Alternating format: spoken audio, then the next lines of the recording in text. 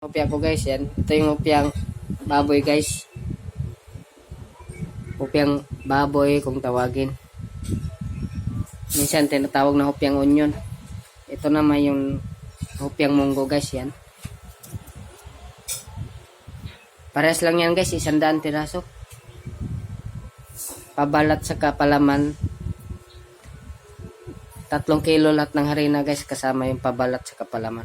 Yan. Yan, dalawang klase yan. Hopyang ubi sa hopyang baboy. Yan. 3 kilo lang yan lahat guys. Yan. Yung nasa ibabaw niyan guys ay itlog lang yan. Itlog sa condense pinaghalo ko para brown sa ibabaw guys.